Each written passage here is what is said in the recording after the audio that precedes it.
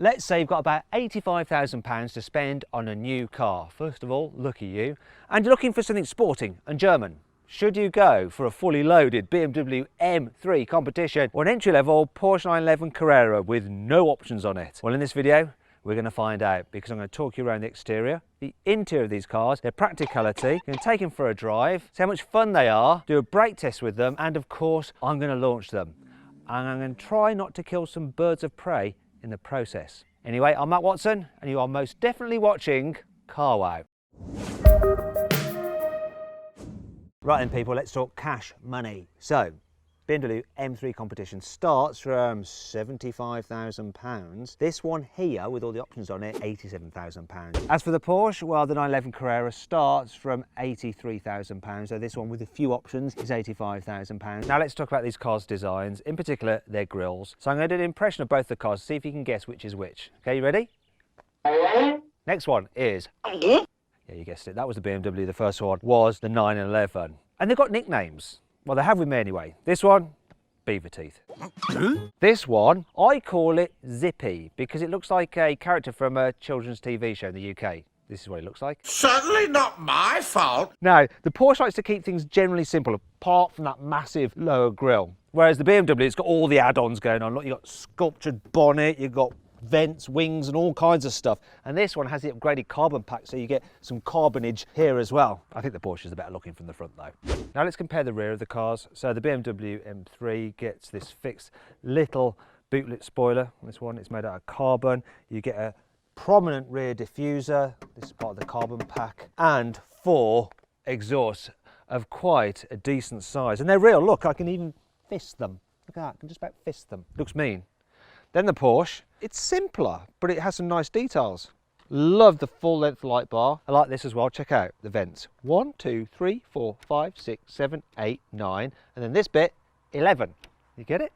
Then there's a spoiler which remains hidden until you go over a certain speed or you press a button in the cabin and then it pops up electrically.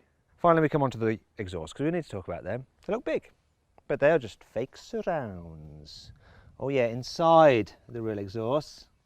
Not so sure about that. Last thing to talk about is how wide the 911 is. In the past, you could get a narrow-bodied 911 and a wide-body one. Now they are all wide. From the side, these cars are so very different. This is basically a 3 Series, practical 4-door body with some extra bits added on, some of which are questionable, like this bit here, and other bits which are classic, like the fistable door mirrors. I've fisted this car quite a bit already, haven't I? Let's stop it, that hurt. This, just lower slung 2-door coupe with that classic 911 shape. It's beautiful. In terms of wheel sizes, 20s at the back, 90s at the front. Exactly the same for this BMW. Oh, this is just gorgeous. I like this.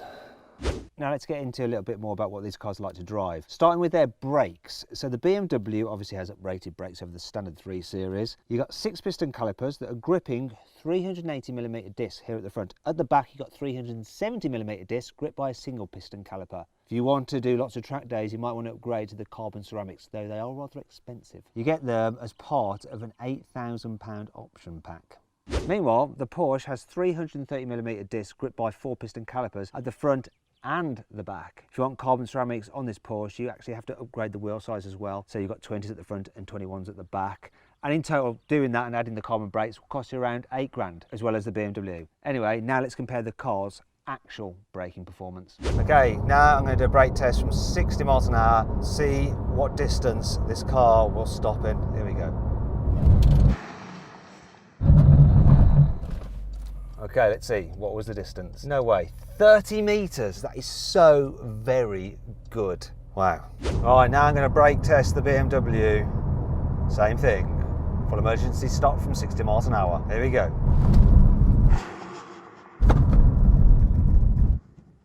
It stopped in 33 metres. Not bad, just not as good as the Porsche. Now let's compare what they sound like when you rev them while stationary. So come on, let's hear the Porsche.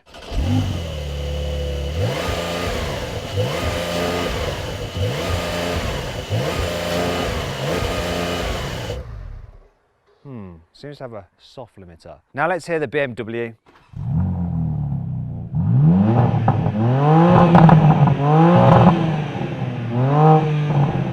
Oh yeah, no soft limiters here. Thank you very much, BMW. Now let's compare what these cars are like to sit in for you, the driver. I mean, this is very clearly a sports car. You sit low, the steering wheel is in the perfect position. The dash is high and it harks back to the original 911s, the air-cooled ones. So do the dials, and they even have an analog rev counter in the centre, whereas the other screens are all digital. Though the steering wheel rim does actually block the outer two screens, which isn't ideal. Build quality feels solid, materials luxurious, though it's not actually quite as good as you might think, as you'll find out when we get to the launch section when I time these cars from 0 to 60. So look out for that. Love the seats though, really nice. Like the patterning on them. It's a Porsche 911, you feel like you're in something special. Though there is one thing that really does do my head in about it. It's the infotainment system. It is a little bit fiddly to use when you're driving because the icons are small, but the biggest problem for me with it is the fact it doesn't have Android Auto, just Apple CarPlay, and I've got a Samsung phone. I'm an Android guy. What's going on?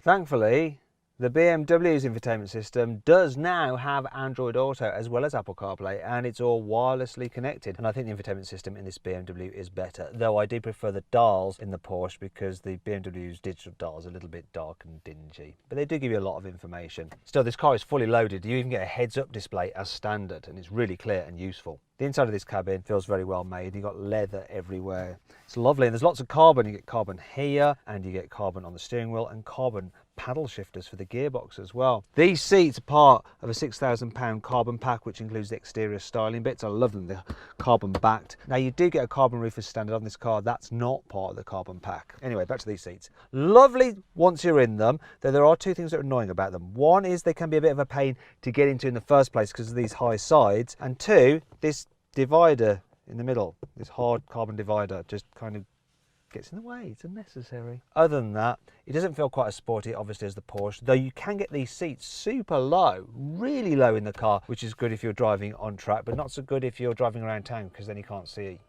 much at all. So you have to jack it up like that, like some old granny. I'm a granny in my M3. Get nice and close to the steering wheel. There's lots of bits and pieces in here which are upgraded over a normal 3 Series, such as the M gear lever, where you can actually select the ferocity of the gear shifts. You also get these M mode buttons here where you can pre-configure the car exactly as you want it, press these and go into the exact mode you want, including even pre-configuring one of them to have the stability control off if you want to get all leery very, very quickly. Yes, this is a bit of an awkward position. I'm going to go back down here. Don't care if I can't see. Don't care. Finally, the bit you've all been waiting for, we are going to compare the engines. So this is BMW's S58 engine. It's one for the BMW fanboys. It is a 3-litre twin-turbo straight six with 510 horsepower and 650 newton meters of torque. It's mated to an 8-speed automatic gearbox with a torque converter, not a dual clutcher like the old M3.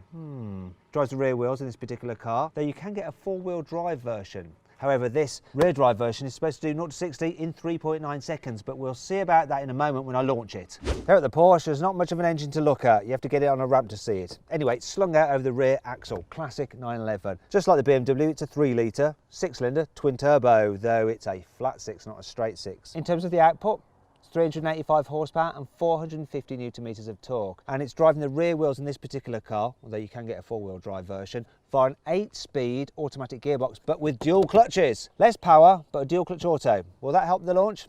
Let's find out. This 911 Carrera is supposed to do 0 to 60 in 4.2 seconds, but let's see. Floor the throttle, so easy in a 911. Oh, a little bit for traction, but off we go. God, it's quick. A classic Porsche. 0 to 60, 3.89 seconds, and this is the entry-level car. That is nuts. I'm going to do it again. So simple. No faffing around. Left foot on the brake, floor the throttle. Come on, let me just set this up. Here we go. All sliding then. I hit the voice command while doing it. Not so quick that time. Had a bit of slippage. What did you say? Shut up. I said shut up. Reject. I reject Offline you. voice control. Your entry, please. No, go away. Just a moment, please. Why are you still talking at me? Please select an entry. Cancel. Voice control cancelled. Voice command button's just there. Seems to have a rattle. Can you hear that? It's this bit of trim. Put my elbow on it, it stops. It's annoying. Okay, one last launch then. Oh, it's a good hook. Oh my God, 3.76 to 60, that is just bonkers. Apparently, if you get this car with a Sport Chrono package, which has a little dial there on the steering wheel with a Sports Plus mode, which is beyond sport, it accelerates a little bit quicker still. Not sure how it does that, it just does. Now I'm going to launch the BMW. Annoyingly, you have to have the stability control off, which is worrying. Let's do it anyway. Come on. Actually hooked up pretty well. 4.20, not as quick as the Porsche. Right, I'm going to try again. Now amazingly, this thing actually launches in second gear.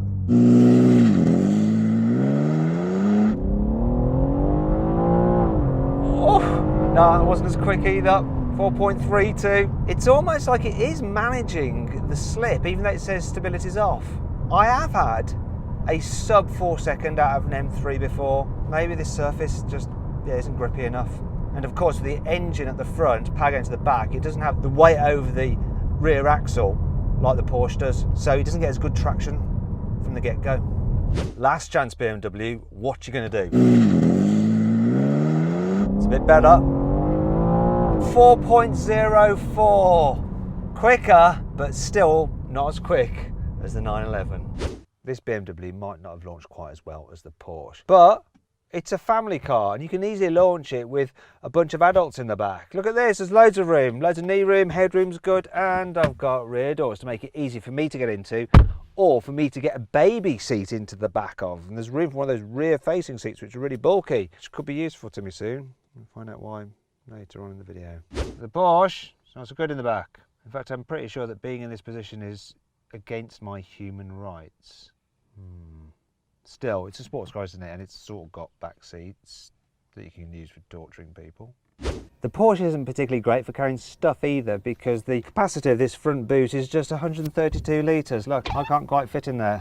Whereas with the BMW, there is 480 litres of boot space. So I can fit in here, I think. That's all good. Special levers which allow you to fold down the seats. See? Used to a family car, this, even though it's got all that performance. Right? Come on, out of my way. Now I'm going to tell you a bit about these car chassis. So obviously the M3 based on a 3 Series, but it's got chassis bracing underneath the bonnet. You have lowered stiffened sport suspension with adaptive dampers. You also have different rear suspension subframes and they're directly bolted onto the chassis itself. And then at the rear, a limited slip differential. Moving on to the Porsche, it's a bespoke sports car, isn't it? So this is how it comes pretty much. You do get adaptive dampers as standard on this, and then that's pretty much it. There's no limited slip differential as standard. I guess the reasoning for that is that you've got so much weight over the rear axle, you don't really need it. Though, of course, if you want to, you can get it fitted as an option. Now, in case you're wondering what these marks are here, took this thing on a track day. That's all from like tyre pickup, like splattering down the side of the car. Don't worry though, this car has PPF in its vulnerable bits, as does the BMW. Anyhow, let's see what it's like to drive on the road. So what's this 911 like to drive? Well, as a daily, it's pretty chilled. You'd be surprised how easy it is to live with. Visibility is great. The gearbox is smooth-ish when you're just in normal mode. You know what, over bumps as well, the car is firm, but it's not uncomfortable, so that's fine. The steering has a bit of heft to it, but it's not overly heavy. I mean, I really do like it. In fact, there is one thing though that does drive me nuts about the 911, and it's when you're on a long distance journey. You get so much tyre noise. It's really, really bad. I think it's because you're so close to the rear tyres and they're so blooming fat. It just drives you crazy. If they could just fix the sound insulation on this car, make it just have less tyre noise, it would be so easy to live with every day. And I reckon it would help more people justify having one. Anyway, that's a lot of nonsense. The real reason why I want one of these is the way it drives. So I'm just going to go into sports mode, go into manual mode for the gearbox, and take control.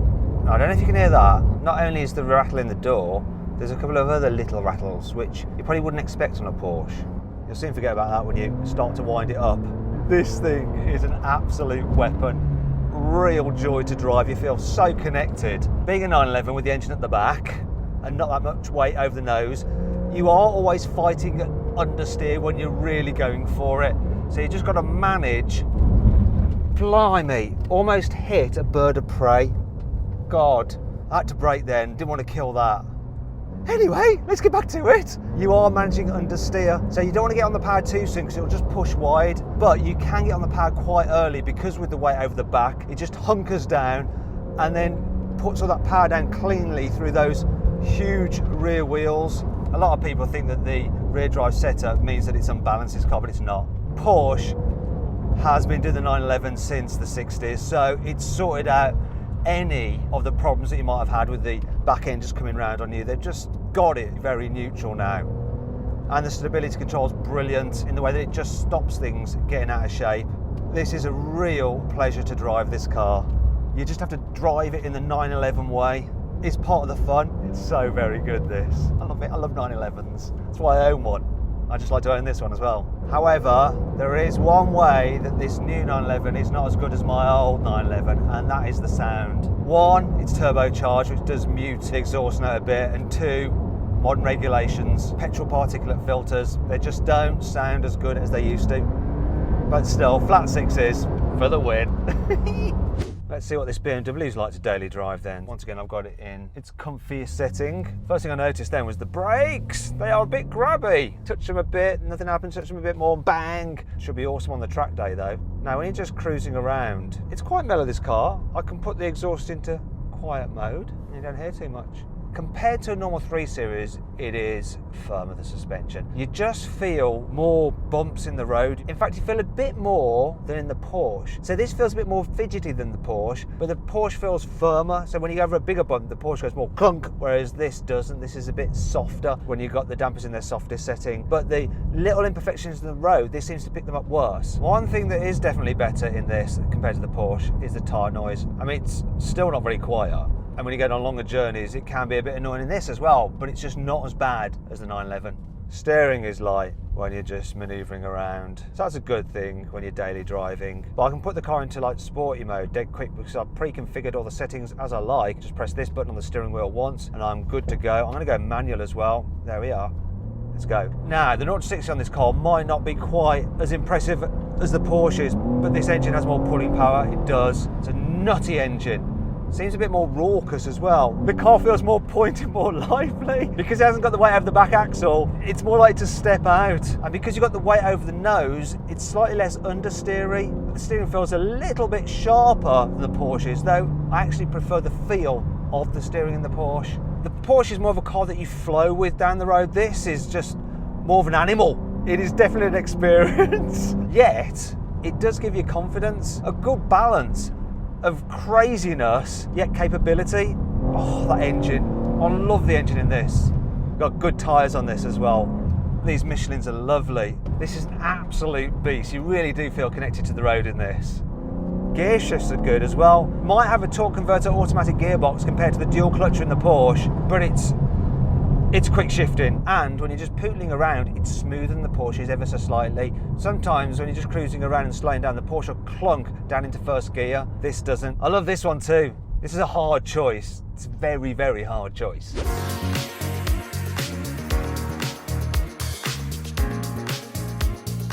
So then, what's my final verdict? Which of these two cars is best? Well, this new M3 competition is extremely good. It does so many things so very well, and it is my daily driver, so I do love it. But do you know what? Porsche wins. Yeah, it's even more sporting, and it just feels that little bit more special than the BMW. In fact, it is the car, sorry, I'd like to take home and I'd like to keep. Now, I'm about to have a baby next week. Well, not me personally, my girlfriend is. And I think you can fit a baby seat in the back of this. So I should be fine with it. Sorry, BMW.